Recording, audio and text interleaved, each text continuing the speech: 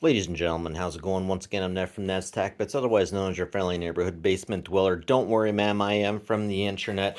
And today I want to talk a little bit about psychic self-defense and all the fun stuff that we should be looking at as we get into the technology behind the Ouija board. Now, first and foremost, anybody who's dealt with a Ouija board over a long period of time can generally tell you, especially if they are religiously based, like let's say spiritually based, there are about three things that you're going to run into when it comes to Ouija boards. You're going to run into basically yourself. And the Philip experiment has basically shown us that you'll run into yourself. Now, yourself at different levels because it takes more than one person to use a Ouija board. It works better with two or in fact three people. If you're running with three people, it's everyone puts one hand on. If you're running with two people, it's better with male and female, but male and male will work. The more faith you have, the better it works. It's just kind of how it works. But and I don't want to get into so much that. What I want to get into is when you're communicating with yourself, or when you're trying to communicate with yourself. And there's been a lot of research done on that. You can communicate with your subconscious, and it is possible to communicate with your subconscious with this device in order to bring up past memories the same way a hypnotist would. Or another thing you could do is, well, the Philip experiment. I don't know if it's proved you could project yourself or not. I'm gonna have to look further into that. They were trying to get it to project, but they never really recorded it. I'm not sure if anyone actually managed to record it. But here, what we're gonna do is we're going to throw in the theory and the safeties for what you have to do to ensure that you only communicate with yourself, with something, the technology within you, and not anything really nasty. Of course, everybody warns me not to open up a portal. I can specifically show you we won't be opening up a portal with this stuff or messing with demons.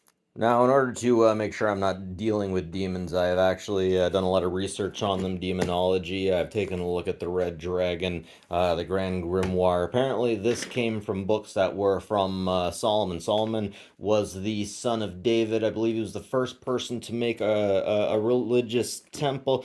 Totally powerful. He was given a ring by God, and this thing had a symbol on it that basically all the demons had to do everything that Solomon said. And Solomon ended up pissing off God because he really wanted to sleep with these chicks, but these chicks would only let him sleep with them if he made a temple to Baal? Is that who it was?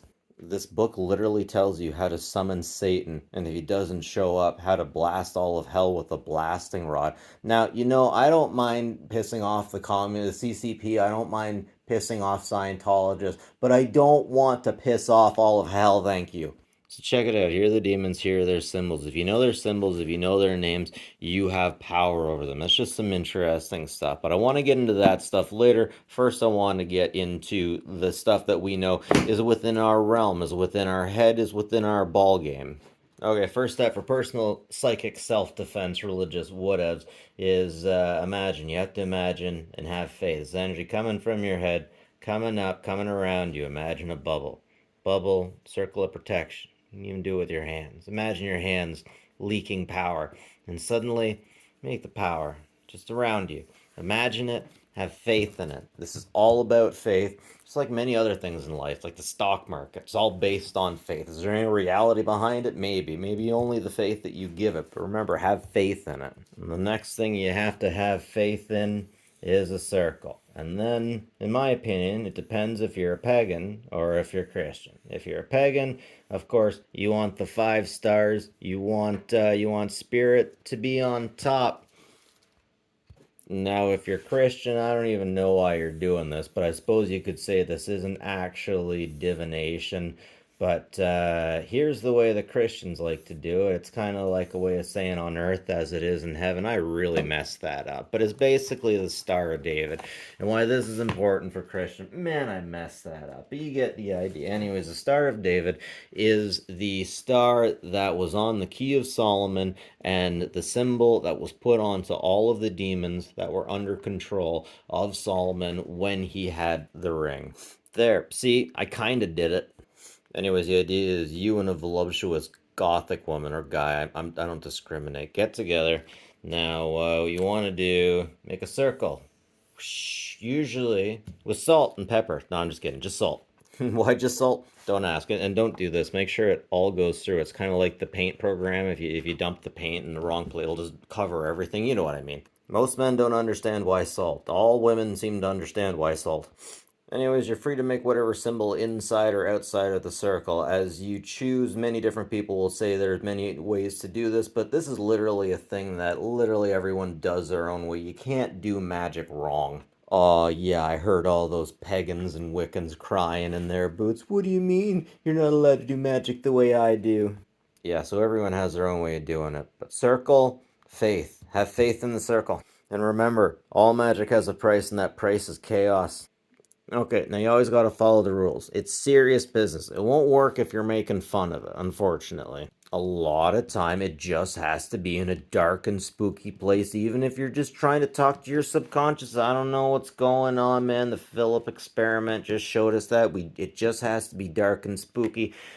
Spirits, your subconscious, and the ladies, they just all like it. It's better if it's dark. Then they can't see how ugly you are, I guess. I mean, like, eventually you can do it in daylight. I find the things you communicate in daylight are much different than the things you communicate with at night. But it's just like doing it in a very comfortable, dark place.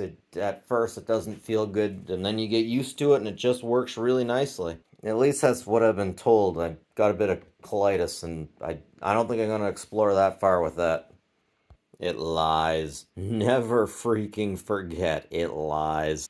And keep in mind, even if you're talking to a demon, even the greater demons can't see forward into the future. I know people say the Christian Judeo Yahweh can see forward into the future, but let's face it, if he can see forward into the future, it's only in futures a lot like ours. I'm going to say sixth dimensionally because he took human form to fight David, and that fight took multiple days, and it seemed like he was surprised when he lost to David.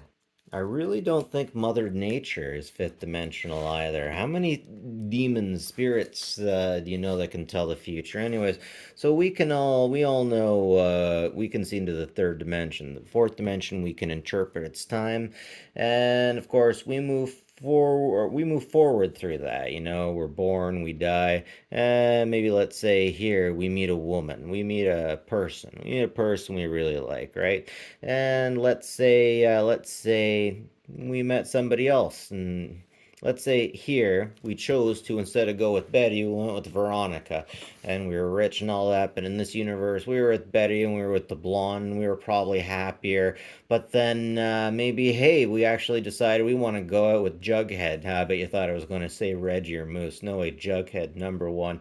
So your life proceeds in different directions, and if you lived within the fifth dimension, you would be able to see both these places at the same time. No, no, no, no. You'd be able to live both these lives simultaneously. But if you wanted to live this life, you would have to go back, and then you could move forward. I don't know why that works. I don't make the frickin' rules. But if you could see the sixth dimension, you could see all of these, actually probably more, let's say like 10 of these. You would be able to see 10 alternate universes, let's say, and you would be able to see forward and backwards in them. And that's about as far as I think most angels and deities go. But if you want to get into extra dimension, it's like seventh dimension, you're getting into even more timelines, even more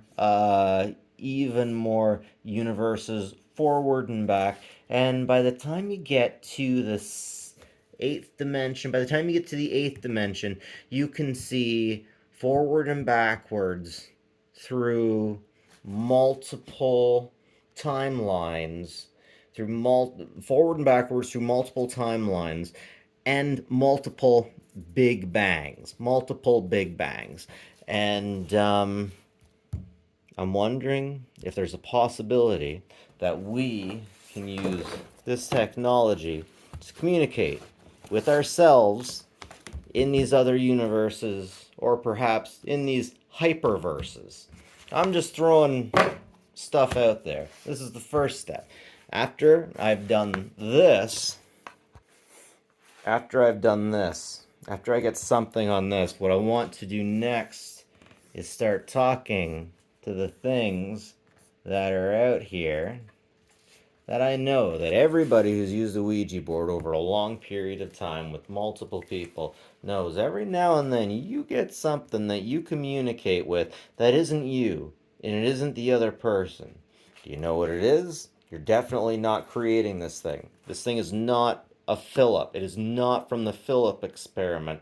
And I keep wondering if the folks from the Philip experiment ever ran into a thing like this. So back when I first started using Ouija boards, what I thought was that all the time we created all of these things like with our own head. So with the Philip experiment, we have shown that we can do that. We absolutely can do that.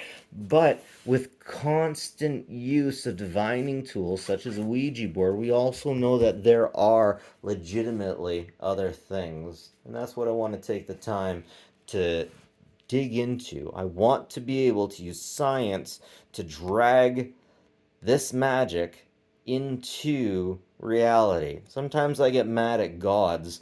And in the stories, they're all over the place talking to people all the time. But I know so few people who've talked with any deities. But some people are lucky. Jordan Peterson has talked to, it seems like he's talked to other dimensional creatures after he was working on a mandala. I think he was listening to classical music too. Something came down and communicated to him and said, I want to take you back. Basically, without communicating, said, I want to take you back and show you this world. But then it realized that Jordan wasn't able to take that gift, and it backed off and it moved. And let's face it, we all have a ghost story. We all have something, and I feel like we need to use science to grab God, to grab these angels, to drag them into the light, to prove that they're here. Like I say, in the Old Testament, God showed up all the time to so many people. He fought David for days. You're telling me the Metatron, Michael, like one of them, one of the Watchers, anything they couldn't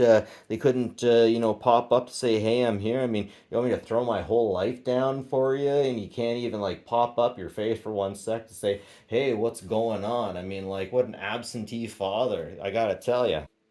So, in theory and in practice, that seems to be the best thing to do. You need your circle of protection, you need faith in your circle of protection, and you need to have a good heart. You need to go and do it with a good heart. If you go into it and you're really upset, that will definitely affect yourself because you're communicating with yourself in this position, right? That's what we're doing here. We're trying to eliminate the possibility of spirits so you can talk to your deeper self through a Ouija board. But remember, if your gut is telling you that something's up, then just say goodbye and just walk away. Anyways, ladies and gentlemen, my life is in chaos right now, and that is the best time to be dealing with magic. Happy October, happy Spooktober, and more later. Have a good one, folks. Take care of each other.